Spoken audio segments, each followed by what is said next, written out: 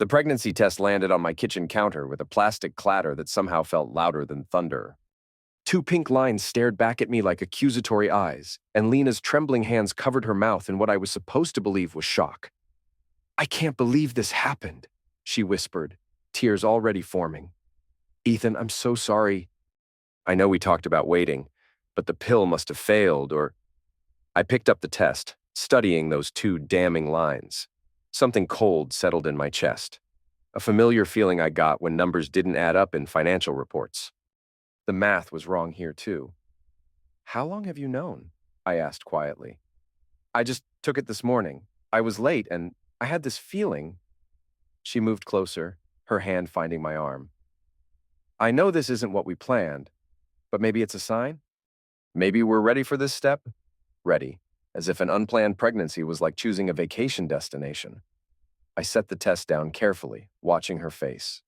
Lena was beautiful in that Instagram-perfect way, blonde highlights that cost more than most people's rent, lips always glossed to catch light, every outfit calculated for maximum impact. She'd built her entire identity around being desired, admired, envied, and now she needed something more permanent than likes and follows. "What are you thinking?"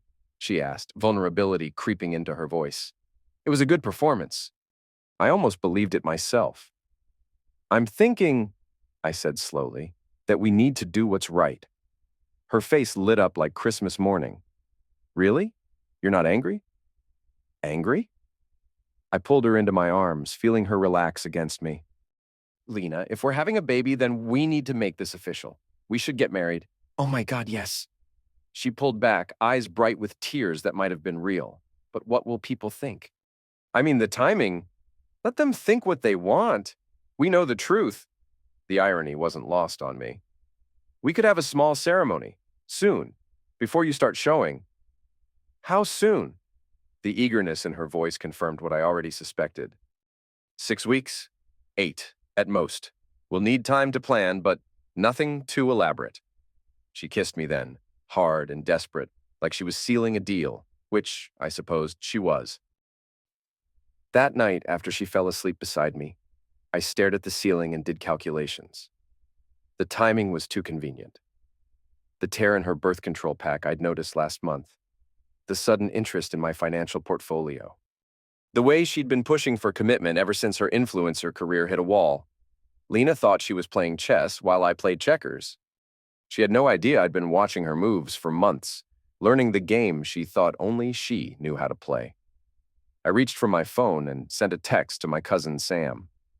"Need to talk. It's important." Tomorrow, the real game would begin. Chapter 2. Smile for the ring.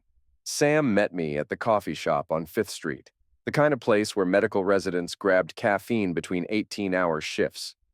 He looked exhausted, scrubs wrinkled, but his eyes sharpened when I explained the situation. "You sure she's lying?"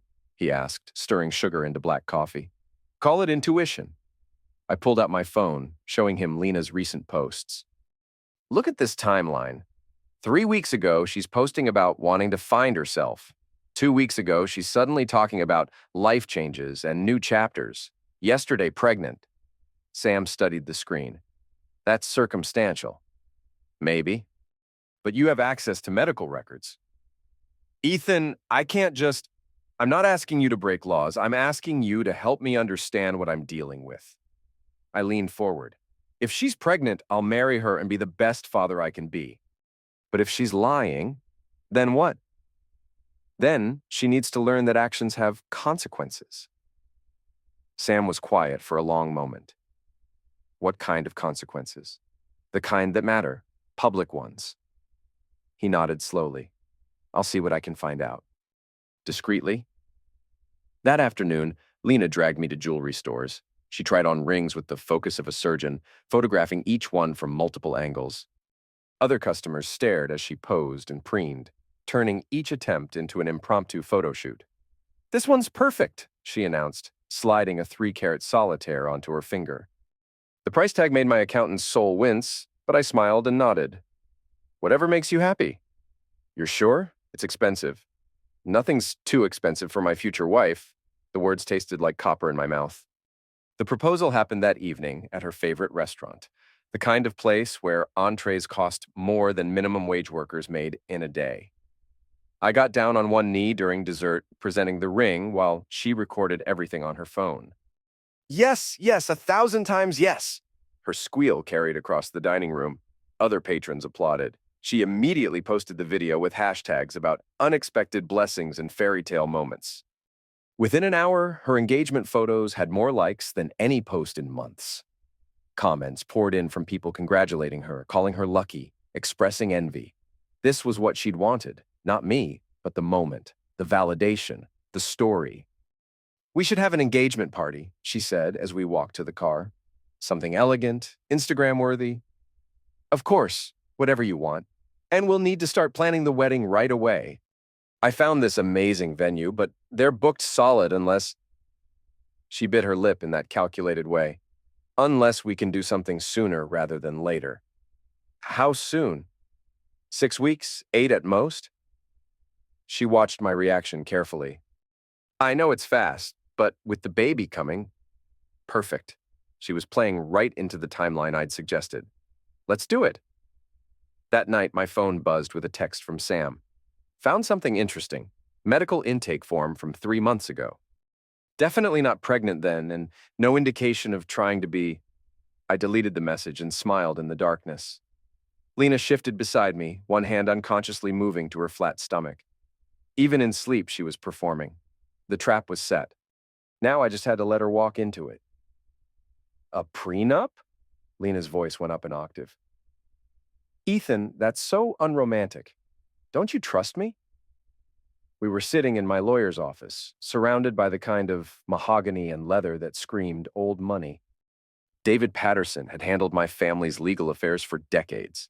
He'd also, at my request, prepared a very specific document. It's not about trust, I said, taking her hand. It's about being practical. My father always said good fences make good neighbors. But we're going to be married, not neighbors. She squeezed my fingers, deploying that wounded look that usually made me fold. This makes it seem like you're expecting us to fail. Actually, Patterson interjected, prenups can strengthen marriages. When financial expectations are clear from the beginning, couples argue less about money later. Lena shifted uncomfortably. What does it say exactly? Standard protections, I lied smoothly. Assets acquired before marriage remain separate property, but anything we build together gets shared equally. She relaxed slightly. Oh, that doesn't sound so bad. There are some other provisions, Patterson continued, sliding the document across his desk. Infidelity clauses, abandonment protections, fraud stipulations. Fraud? Lena's laugh sounded forced. What kind of fraud would happen in a marriage? Misrepresentation of assets, hidden debts, false claims about income or employment. Patterson's tone was professionally neutral, but I caught the slight emphasis on false claims. Standard, boilerplate language, really. She flipped through the pages, scanning quickly. Too quickly. This is a lot of legal jargon. Can I take it home to read properly? Of course, I said. Take your time. What she didn't know was that Patterson had included watermark technology in the paper itself, invisible to the naked eye, but detectable under UV light. Any alterations would be immediately obvious. She also didn't know about the duplicate copy locked in his safe, or the digital versions backed up on encrypted servers. 3 days later, she returned the signed documents with a bright smile. I made a few tiny changes, she said casually.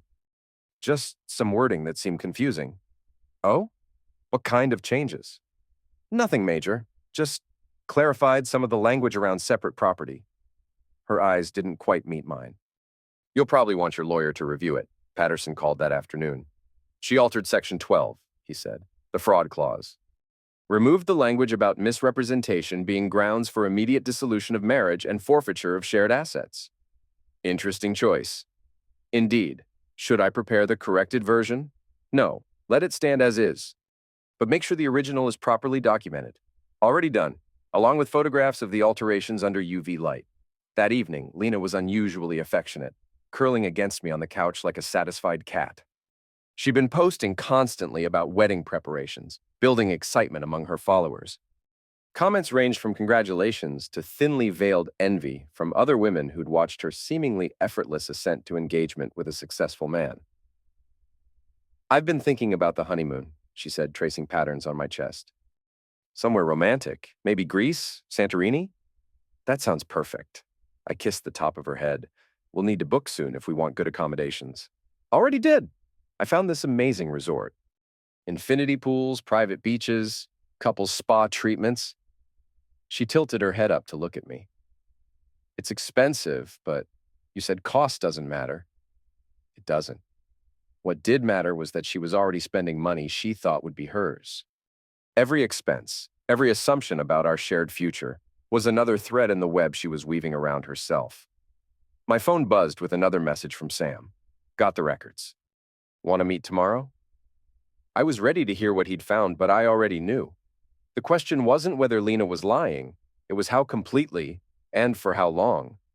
The answer to that would determine just how public her reckoning would be. Rachel Winters looked nothing like I remembered from Lena's old Instagram posts. Gone were the party dresses and nightclub photos.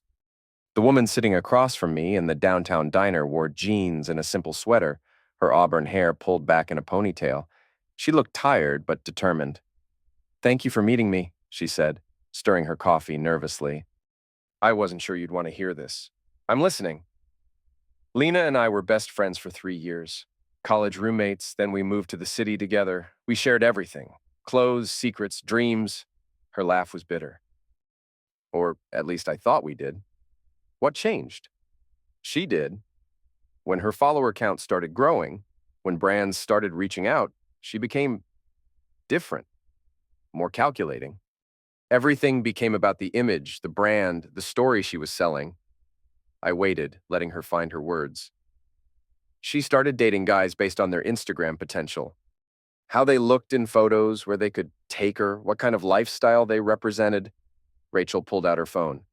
6 months ago, she showed me your picture. Said she'd found her golden ticket. My stomach tightened, but I kept my expression neutral. She researched you like a military operation, found out about your job, your income bracket, your family background. She even figured out your coffee shop routine so she could accidentally bump into you. The memory surfaced. Lena spilling her latte on my laptop at Morrison's Coffee, apologizing profusely while dabbing at the screen with napkins. How grateful she'd been when I insisted it was fine. How she'd let me buy her a replacement drink. She planned the whole thing? Down to wearing that specific dress because she'd seen you check out a girl in similar colors the week before. Rachel's voice was flat. She called it strategic positioning. Why are you telling me this? Because when I questioned the pregnancy, she cut me off completely. Said I was jealous, toxic, trying to sabotage her happiness. Rachel pulled up text messages on her phone. But before she blocked me, she let some things slip. She handed me the phone. The conversation was from 2 months ago. Lena, he's being slow about proposing Rachel. Maybe he's not ready. Lena, then I'll make him ready. Rachel, what does that mean? Lena, insurance policy. Guys like him respond to responsibility. Rachel, Lena, that sounds manipulative. Lena, it's strategic. Positive or negative, he won't know the difference. Rachel, you can't fake a pregnancy, Lena. Watch me. I read the messages twice, my chest tightening with each word. She admitted it. She did more than that. Rachel scrolled to another conversation. She practiced her big reveal, asked me which tears looked more convincing, surprised or grateful. Do you have recordings? Voice memos? She sent them when she was drunk one night practicing her speech. Rachel's eyes met mine.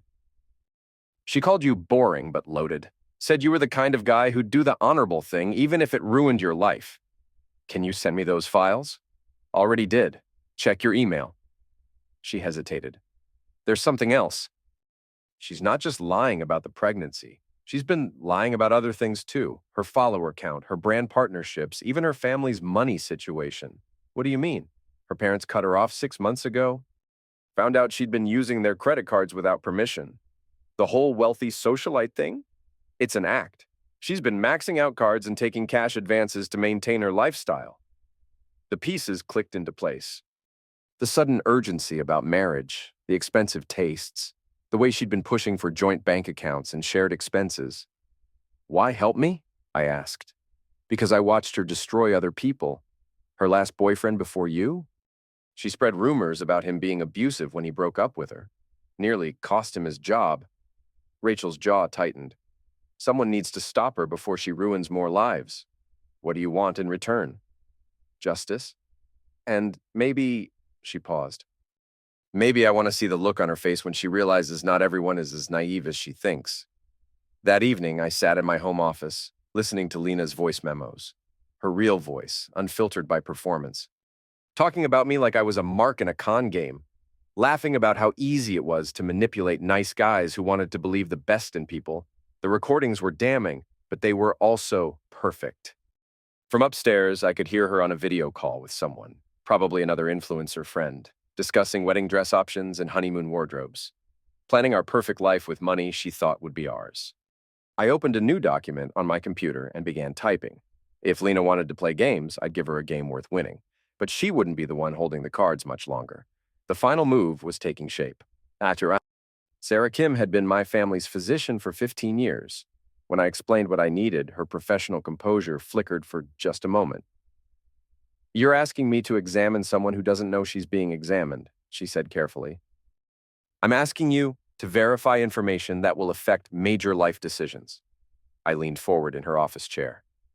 "If she's pregnant, I need to know for medical reasons. If she's not, then you need to know for other reasons." Dr. E. Kim tapped her pen against her desk.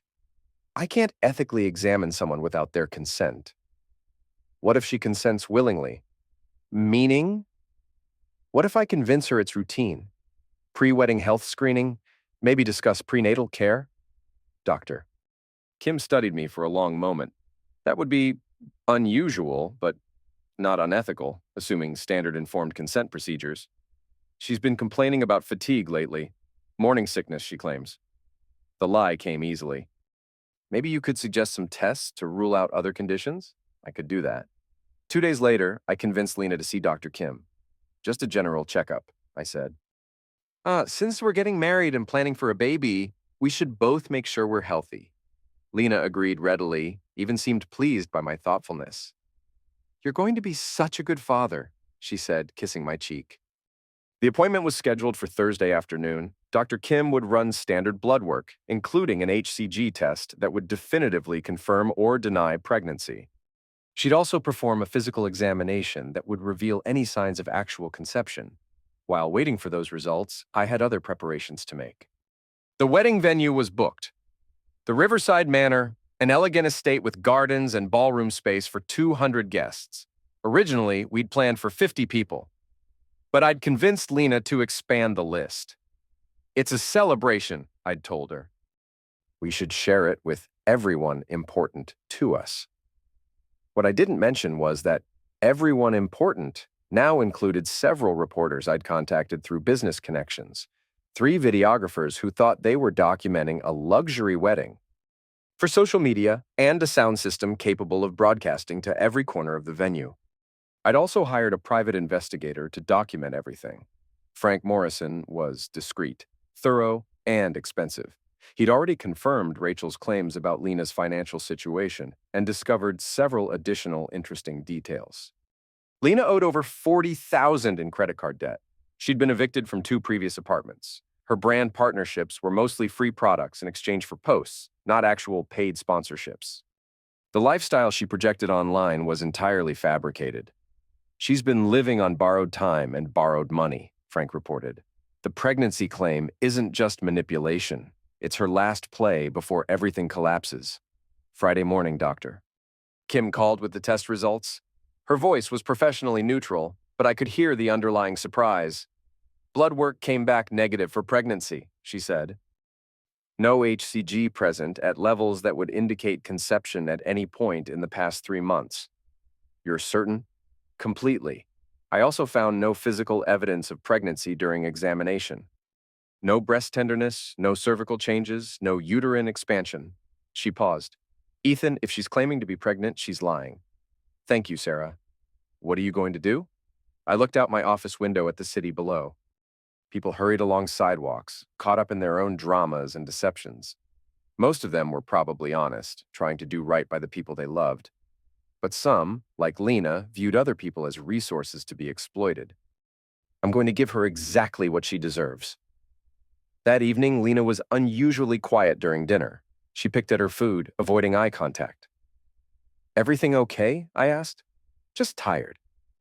The wedding planning is overwhelming. We could postpone if you need more time." "No." Her response was sharp, almost panicked. No, I want to stick to the timeline. For the baby." She placed her hand on her stomach in that protective gesture I'd seen her practicing in the mirror. Even now, alone with me, she maintained the performance. "Dr. Kim said you seemed healthy," I mentioned casually.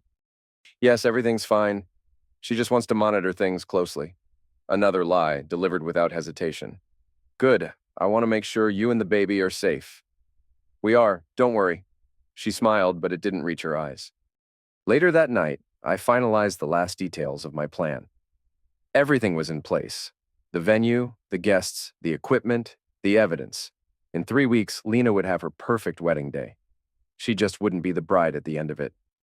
"These photos have to go," Lena said, scrolling through my social media with the intensity of an auditor reviewing tax returns. "This one with your ex, this group shot from college where that girl's hanging on you, this entire album from your friend's birthday party." She'd been at this for an hour, systematically erasing any evidence of other women from my digital history. Photos I'd forgotten existed were being flagged for deletion. Comments from female friends were being screenshotted for later discussion. "Some of those are just friends," I said mildly. "Friends who clearly want more than friendship." She held up her phone, showing me a picture from 2 years ago. "Look at how she's looking at you. And her hand placement?" "Please." The woman in question was my college friend Maria, who'd been happily married for 5 years. But explaining that would only trigger more jealousy, more demands, more control. So I nodded and deleted the photo. "There. Happy?" "Happier." She curled up next to me, suddenly affectionate. "I know I'm being protective, but I love you so much. I just want everyone to know you're mine now. Mine. Like a possession. Like something she'd purchased and needed to protect from theft." "Speaking of which," she continued, "I think you should update your wardrobe. That gray suit you wear to client meetings is so boring. And those shoes?" She wrinkled her nose. "They scream accountant." "I am an accountant. You're a financial strategist. There's a difference." She pulled out her tablet, already loaded with shopping websites. "I found some amazing pieces that would look incredible on you. Designer labels, but investment pieces. We can afford it now. We, already spending our theoretical shared money." Over the next few days, she systematically redesigned my appearance. New suits, new shoes, new cologne.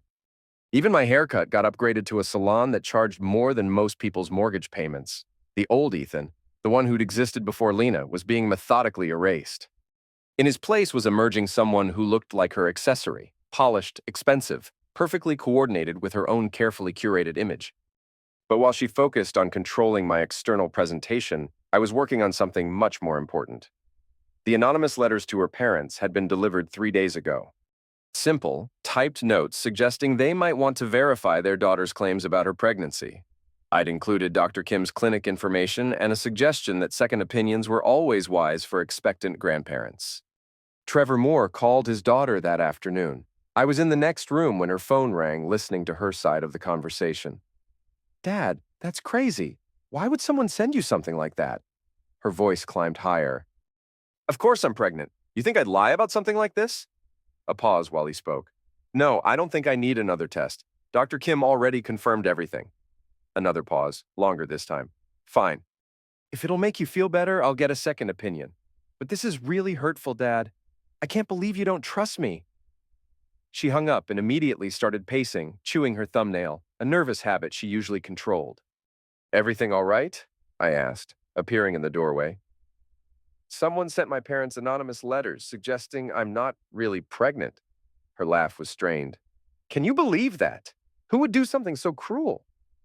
"That's terrible." "What did they say?" "Just rumors and speculation. Dad wants me to get another test done just to be sure." She looked at me hopefully. "You'll come with me, right? For moral support?" "Of course." She hugged me tightly and I could feel her trembling slightly. The pressure was building. The lies were getting harder to maintain, but she wasn't ready to confess. She was doubling down. That evening, she called her mother, putting the phone on speaker, while she did her nightly skincare routine. I listened from the bedroom. Mom, I'm really hurt by this whole thing. The stress isn't good for the baby. Sweetheart, Diane Moore's voice carried through the speaker. We just want to be sure. These letters mention specific medical details. They seem to know things about your recent doctor visits. What kind of things? Dates, locations, even some test results. It was very specific information. Lena's hands stilled on her face cream. I could see her reflection in the vanity mirror, watching her expression shift from confusion to concern to something approaching panic. That doesn't make sense. How would a stranger know medical details? We're wondering the same thing. That's why we think another test might be wise. Fine, I'll schedule something tomorrow. But this is really upsetting, Mom. I shouldn't have to prove I'm pregnant to my own parents. The guilt trip was expertly deployed. Diane immediately apologized, reassured her daughter, promised support and excitement for the upcoming grandchild. But after hanging up, Lena sat at her vanity for a long time, staring at her reflection. I could almost see the wheels turning, trying to figure out who might be watching her closely enough to know about doctor visits and medical appointments. She never once considered that it might be me. The next morning, she scheduled an appointment with a different doctor, but she made one crucial mistake. She used her real insurance, which meant there would be official records of the visit and its results. Records that could be subpoenaed if necessary, records that would prove, definitively and publicly, that she was not and had never been pregnant. Everything was falling into place exactly as I'd planned. In 2 weeks, the truth would come out in the most public way possible. But first, I needed to make sure all the right people would be there to witness it. The final guest list for our wedding had grown from 50 to nearly 300 people. Lena was thrilled by the expansion, seeing it as evidence of our social importance and her own influence. This is going to be the event of the season, she said, scrolling through the names on her laptop. Everyone who's anyone will be there. She had no idea how right she was. Mixed in with her influencer friends and my business colleagues were several people she wouldn't recognize until too late. 3 investigative journalists I'd contacted through professional networks, all interested in stories about social media fraud and financial deception. 2 documentary filmmakers who specialized in real-time exposure pieces. A representative from the state attorney general's office who handled consumer protection cases. I'm so glad you suggested expanding the list, she continued. This will be incredible content. The photos alone will keep my engagement up for months. Speaking of content, I said, I arranged for professional videography, multiple cameras, live streaming capability, professional sound equipment. Her eyes lit up. Really? That's amazing. We could broadcast the whole thing, make it interactive. People love watching luxury weddings. Exactly what I was thinking. What she didn't know was that the professional videography included hidden cameras positioned throughout the venue, backup audio recording systems, and a control booth that I would have complete access to during the ceremony. Oh, and I invited some people from your past, she said casually. College friends, former colleagues. I thought it would be nice to have everyone who's important to you there. Anyone specific? That girl, Rachel, for instance? I found her contact information through mutual friends. My chest tightened. Rachel Winters? Yes, your ex-friend of mine. I know we had some differences, but I decided to be the bigger person. This is a time for forgiveness and new beginnings. Her smile was calculated, sharp. I thought it would be good to show everyone how mature and gracious I can be. She'd invited Rachel without knowing that Rachel was already working with me. It was a tactical error born from arrogance. She wanted to display her triumph in front of someone who'd questioned her, never considering that the questioning might have been valid. That's very thoughtful of you, I said. I'm full of surprises. She closed her laptop and moved to the mirror, adjusting her hair.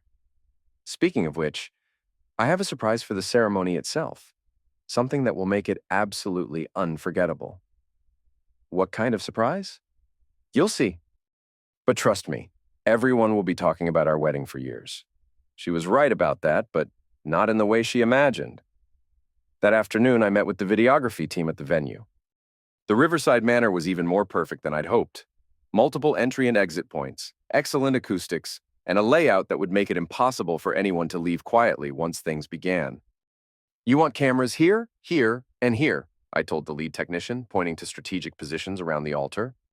And I want the main screen visible from every seat. That's a lot of coverage for a wedding. It's a special occasion. What about audio? You mentioned needing playback capability? High-quality speakers positioned for optimal sound distribution. And I'll need control access during the ceremony. He looked puzzled but professional. You're paying for it. We'll set up whatever you want. The sound system installation took 2 days. When it was finished, I tested it personally, playing various audio files to ensure clarity and volume. Every word would be heard clearly, even in the back rows.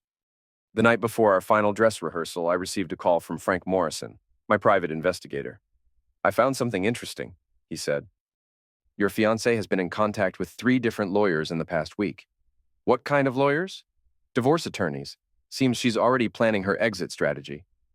The irony was perfect. While I was preparing to expose her lies, she was preparing to profit from them. Even after marriage, she was planning to manipulate the system, probably claiming irreconcilable differences or mental cruelty to maximize her settlement. There's more, Frank continued.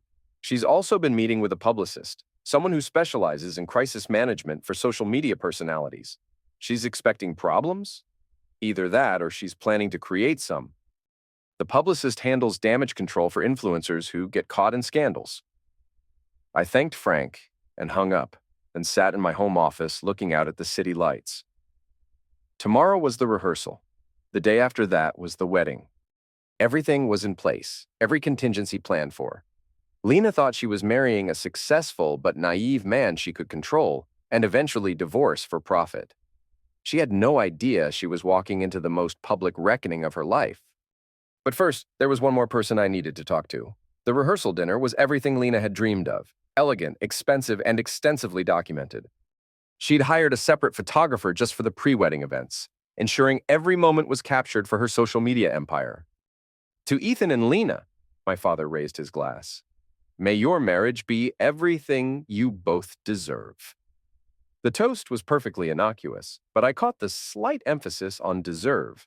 My father was a shrewd man who'd built his business by reading people accurately. He'd never said anything directly about Lena, but his careful neutrality spoke volumes.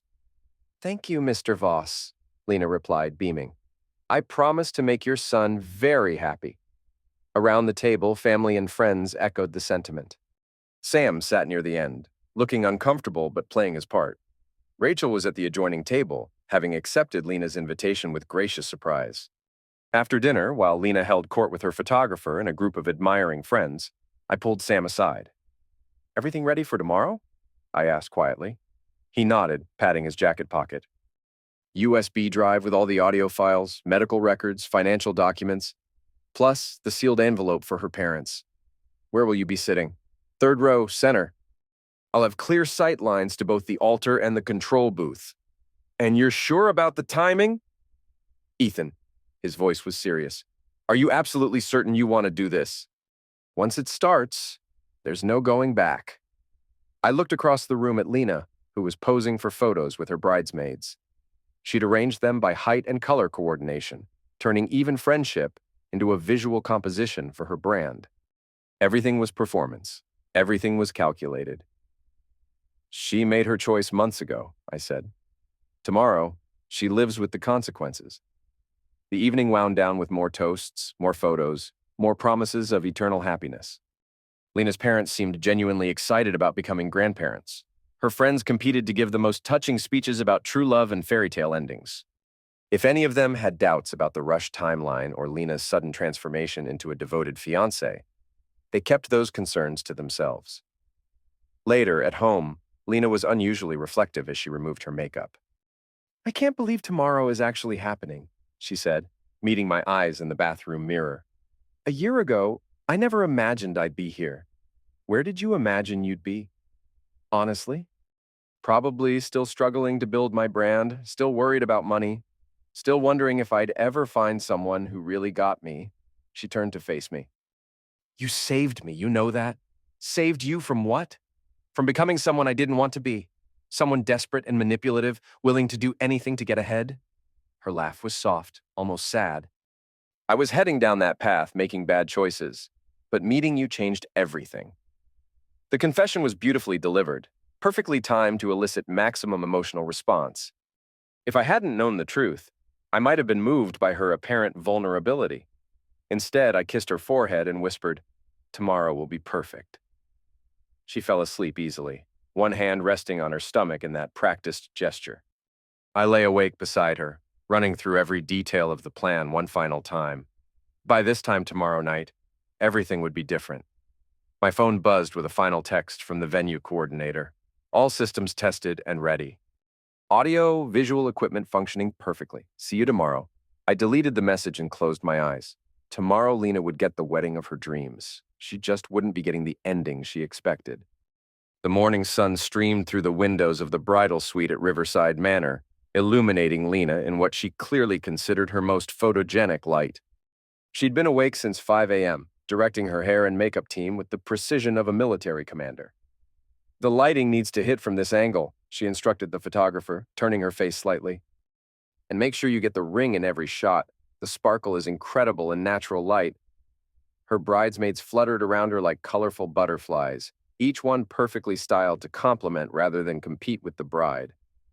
Lena had chosen them carefully, attractive enough to make good photos, but not so stunning as to overshadow her moment.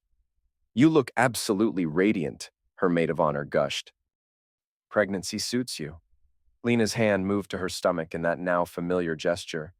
"I feel like I'm glowing from the inside out." From my position in the groom's suite across the hall, I could hear every word through the thin walls.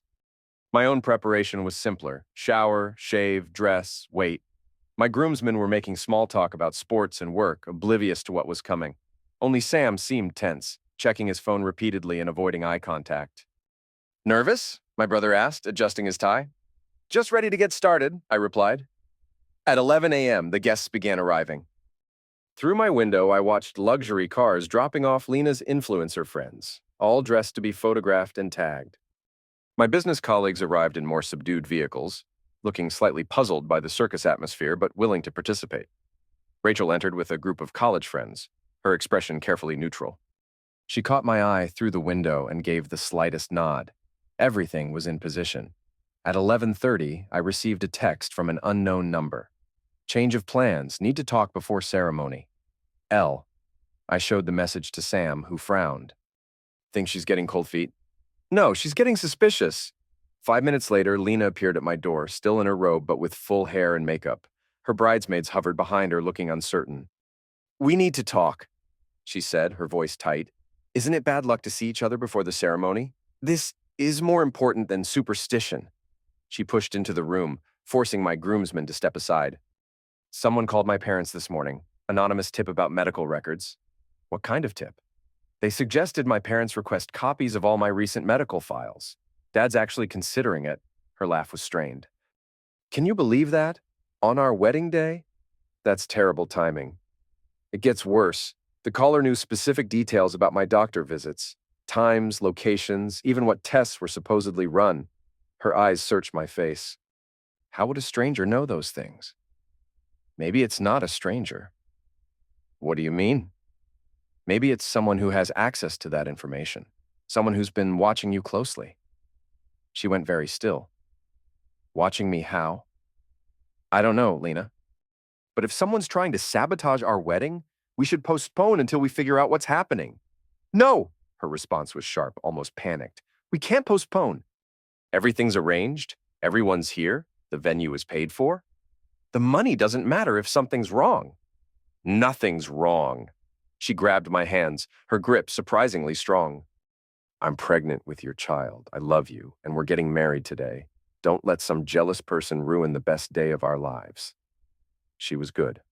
Even knowing what I knew, there was something compelling about her desperation, her apparent vulnerability. But desperation makes people sloppy, and I could see the cracks in her performance. "Of course," I said, pulling her into my arms. "You're right, this is our day." She relaxed against me, and I felt her calculating the angles, weighing risks and benefits. She decided to push forward because the alternative, canceling the wedding, would mean losing everything she'd worked for. "I love you so much," she whispered. "I love you too," I replied, and felt nothing at all. After she left, I texted the venue coordinator. "Proceed as planned, no changes."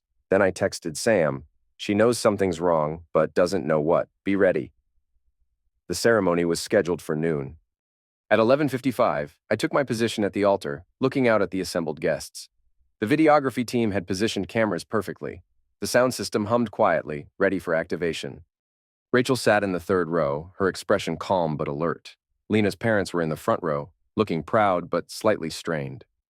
The journalists I'd invited were scattered throughout the crowd, their presence unremarkable among the other guests. At exactly noon, the music began. The bridesmaids processed down the aisle in perfect formation, each one stopping to pose subtly for the cameras. Then the music changed, and everyone stood. Lena appeared at the back of the aisle, radiant in white silk and hand-beaded lace. Her father walked beside her, beaming with pride and joy at giving away his pregnant daughter to a successful son-in-law. She looked beautiful. She looked happy. She looked like everything a bride should be. She also looked like she was about to be caught in the biggest lie of her life. The processional was flawless. Lena seemed to float down the aisle, her dress catching the light perfectly, her smile radiant for the cameras. She'd orchestrated every detail for maximum visual impact. The flower petals scattered by her young cousin, the way her veil trailed behind her, even the timing of her steps to the music. When she reached the altar, her father kissed her cheek and placed her hand in mine. "Take care of my girls," he whispered, meaning both Lena and the grandchild he believed was coming. "I will," I replied, and meant it in a way he couldn't understand.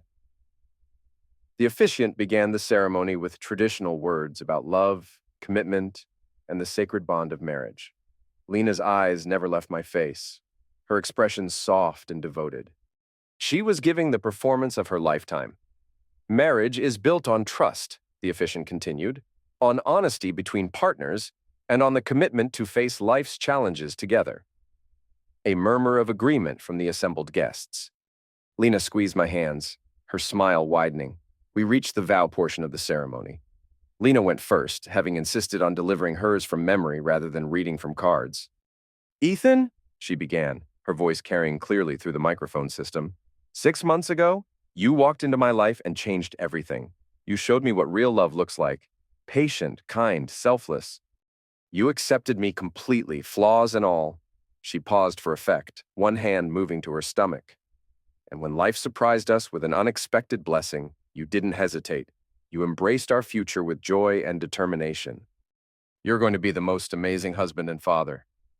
Tears glistened in her eyes. Real tears, I noted with professional interest. She'd worked herself into genuine emotion through the power of her own narrative. "I promise to love you, honor you, and build the life we've dreamed of together. Through every challenge, every joy, every moment we'll share as a family." The crowd sighed appreciatively. Someone in the back dabbed at their eyes with a tissue. Now it was my turn. I looked out at the sea of faces, friends, family, colleagues, strangers who'd come to witness what they thought was a love story. Many of them had phones out, recording the moment for social media. The professional cameras captured every angle. Perfect. "Lena," I began, my voice steady and clear. "When I first met you, I thought I knew what I was looking for in a partner. Someone honest, genuine, authentic." She nodded, encouraging me to continue. "Over these past months, you've taught me so much about the nature of truth, about the difference between what people say and what they mean, about the importance of looking beyond surface appearances to understand who someone really is." A few people in the audience shifted slightly. Something in my tone wasn't quite matching the romantic moment they expected. "You've shown me that some people will go to extraordinary lengths to get what they want, that they'll craft elaborate stories, maintain complex deceptions, even manipulate the people who care about them most." Lena's smile flickered. Her grip on my hands tightened. "Which is why," I continued, turning to address the full congregation, "I need to share something important with all of you before we proceed." "Ethan," Lena whispered urgently, "what are you doing?" I gestured to Sam, who had moved to the sound. "System control panel as planned." The screens positioned around the venue flickered to life. "Ladies and gentlemen, thank you all for coming today. I know you're here to celebrate what you believe is a marriage based on love and the promise of new life." The murmuring in the crowd grew louder. Lena's parents leaned forward in their seats, confusion replacing joy on their faces. Unfortunately, this union was built on a lie. Stop! Lena hissed, but her microphone picked up the word and broadcast it to everyone. The pregnancy that prompted our rushed engagement, the unexpected blessing that Lena announced 6 months ago, doesn't exist. It never did. The first audio file began playing through the speakers. Lena's voice, clear and unmistakable from her conversation with Rachel. Positive or negative, he won't know the difference. Gasps rippled through the crowd. Lena went white, her bouquet trembling in her hands. These recordings were made by Lena herself, I continued, as her voice continued playing from the speakers, discussing her plan to make him ready for marriage through an insurance policy. The medical records appeared on the screens. Doctor. Kim's official report showing no signs of pregnancy, no HCG and blood work, no physical evidence of conception. Ethan, please, Lena whispered, but the microphone amplified her plea. We can work this out. Don't do this! Trevor and Diane Moore stood up in the front row, their faces cycling through disbelief, embarrassment, and growing anger. Other guests were already pulling out phones, capturing the meltdown for their own social media feeds. The final recording played. Lena's voice, slurred with alcohol, describing me as boring but loaded and explaining her strategy for securing a wealthy husband before her debts caught up with her. She thought she was the spider, I said, looking directly at Lena as she swayed on her feet. She didn't see the web. The officiant stepped forward, clearly out of his depth. Perhaps we should pause the ceremony. There is no ceremony, I said. There is no marriage. There is no baby. There's just a woman who thought she could build a life on lies. Lena collapsed into her wedding dress, the expensive silk billowing around her like a deflated balloon. Her bridesmaids rushed to help her, but she pushed them away, her carefully constructed image dissolving into ugly, desperate sobs. Trevor Moore's voice cut through the chaos. Get out! Get out of our house! You're no daughter of ours. I walked to the side door of the venue, leaving Lena surrounded by the wreckage of her own deception. Clean, calm, alone, exactly as I'd planned. Behind me, the sounds of confrontation grew louder as the reality of what had happened settled over the guests. But I didn't look back. The truth had finally been told. By the time I reached my car, the videos were already uploading. 300 guests with smartphones had captured every moment of Lena's public destruction, and social media moved faster than wildfire. My phone buzzed constantly as I drove home. Notifications from platforms I'd forgotten I was on, messages from acquaintances I hadn't spoken to in years, interview requests from news outlets that had somehow gotten my number within hours.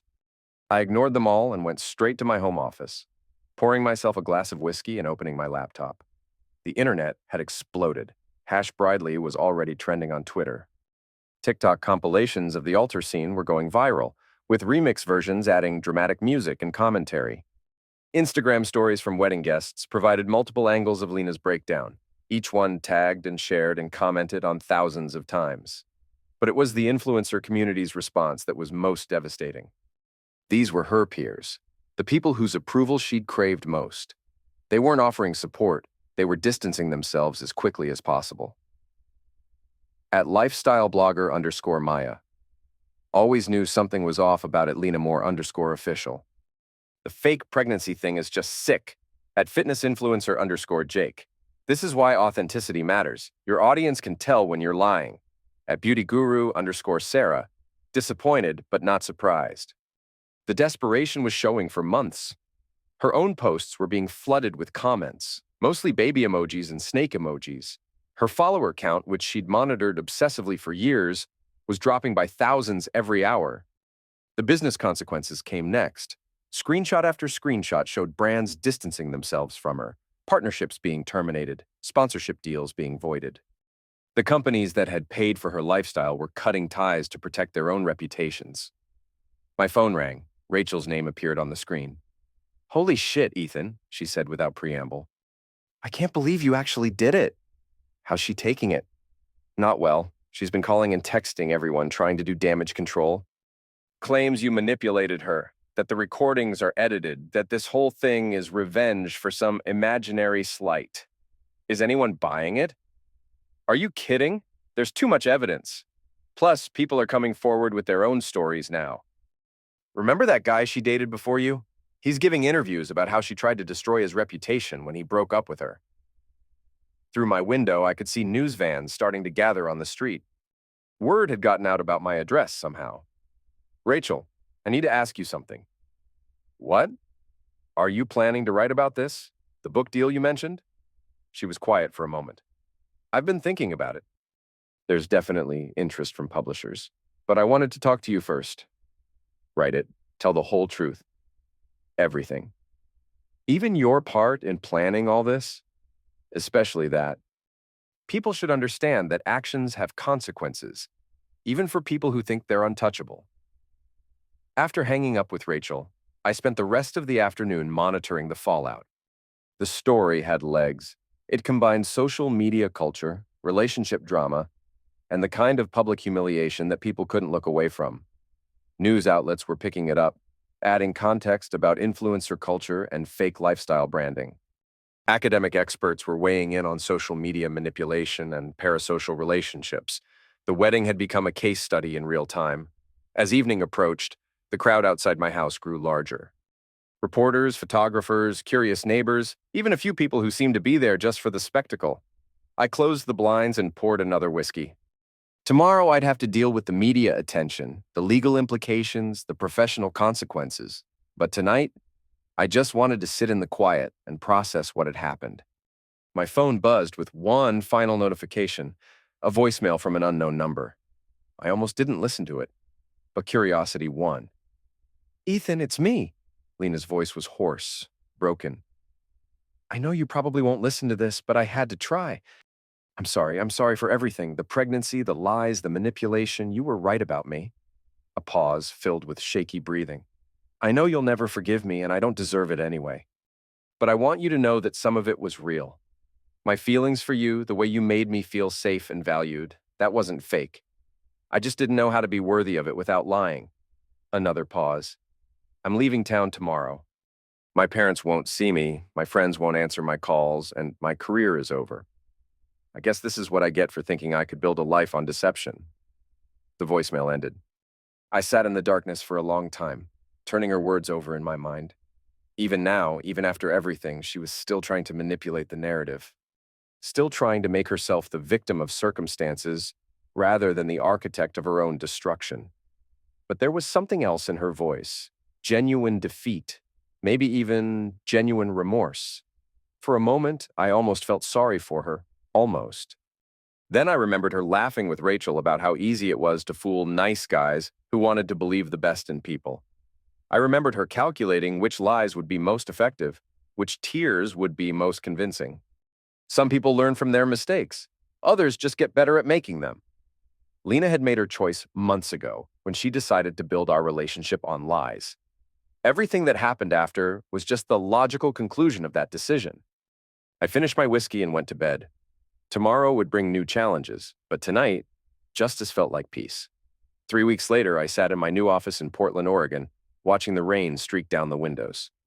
The move had been planned for months, a fresh start in a new city, away from the media circus that had consumed my life since the wedding. The story had the legs that kept running. Lena's public destruction had spawned documentaries, think pieces, and endless social media analysis. She'd become a cautionary tale about influencer culture, about the dangers of building identity on deception, about what happens when reality collides with carefully curated image. I'd given exactly 3 interviews, one to a financial news outlet about protecting assets in relationships, one to a legal publication about prenuptial agreements, and one to a documentary filmmaker who was exploring social media manipulation. In each case, I'd been measured, factual, and unemotional. The narrative that emerged painted me as either a methodical genius or a cold-hearted manipulator, depending on who was telling the story. I didn't care much either way. The truth was simpler. I'd been a man who discovered his fiancée was lying to him and decided she should face the consequences of that choice. My phone buzzed with a text from Rachel. Book deal finalized. The Perfect Lie, Inside an Influencer's Web of Deception comes out next spring. Thanks again for your cooperation. She'd interviewed me extensively for the book, diving deep into the psychology of the situation, the planning process, the ethical questions raised by public exposure versus private confrontation. It would be thorough, unflinching, and probably controversial. I was fine with that. The truth should be controversial when it challenges people's assumptions about trust, relationships, and the consequences of deception. Another text came in, this one from Sam. Lena tried to contact me yesterday, wanted to know how to reach you. I wasn't surprised. Over the past 3 weeks, she'd made various attempts to initiate contact through mutual friends, through social media, even through a lawyer who claimed she wanted to make amends. I'd ignored them all.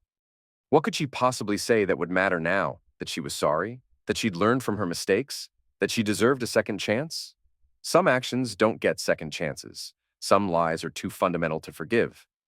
Some people reveal their true characters so completely that no amount of remorse can rebuild trust. I typed back to Sam, delete the message. Don't engage. That evening, I did something I'd avoided for weeks. I checked Lena's social media. Her Instagram account was still active, but transformed. Gone were the luxury lifestyle posts, the carefully staged photos, the aspirational content that had defined her brand. Instead, there were long text posts about learning from mistakes, about the dangers of living for external validation, about the importance of authenticity. Her follower count had stabilized at about 10% of what it had been before the wedding. The comments were a mix of sympathy from people who believed in redemption and ongoing mockery from those who saw her attempt at rebranding as just another form of manipulation. I couldn't tell which group was right, and I realized I didn't care. There was one final piece of business to handle. I opened my laptop and began typing. A statement on recent events. Over the past month, I've received numerous requests for comment on the circumstances surrounding my canceled wedding to Lena Moore. While I've generally preferred to let the facts speak for themselves, I believe one final statement is warranted. The events at Riverside Manor were not motivated by cruelty or revenge, but by a belief that truth should triumph over deception. When someone builds a relationship on lies about pregnancy, about financial status, about their fundamental intentions, they forfeit the right to privacy protection for those lies. Some have asked whether I could have handled the situation differently, perhaps through private confrontation rather than public exposure. The answer is yes, I could have. But private confrontation would have allowed Miss Moore to simply move on to the next victim, armed with the knowledge of how to better conceal her deceptions. Public consequences serve as both justice for the victim and warning to future targets. They demonstrate that manipulation has costs, that lies have expiration dates, and that people who view others as marks rather than human beings will eventually be held accountable. I have no regret about exposing the truth. My only regret is that it was necessary. I will not be making any further public statements on this matter. I posted the statement to my professional social media accounts and then deactivated them. The media cycle would continue without me. People would debate the ethics of my choices, the morality of public humiliation, the larger questions about privacy versus truth in the digital age. Let them debate. I had work to do. My new company was thriving. Clients appreciated my attention to detail, my ability to spot inconsistencies in financial statements, my talent for seeing through carefully constructed facades to understand what was really happening underneath. Skills that had served me well in business were now serving me even better in life. The rain continued falling outside my window, washing the streets clean. In a few hours, the sun would come out, revealing a city that looked fresh and new. I poured myself a whiskey and opened the financial reports I needed to review. Numbers didn't lie. They couldn't manipulate or deceive or pretend to be something they weren't. They were honest in ways that people often couldn't manage to be. My phone buzzed one final time, a notification that someone had tagged me in a social media post. I glanced at it without interest. More commentary on the wedding, probably, or another interview request from a journalist who thought they could find a new angle on the story. I deleted the notification without reading it and went back to work. Some stories end with redemption. Others end with revelation. Mine ended with resolution. The quiet satisfaction of a man who had been lied to, who had discovered the truth, and who had ensured that the truth was told. In a world full of carefully curated deceptions and strategic manipulations, that felt like victory enough. Outside, the rain continued to fall, washing everything clean.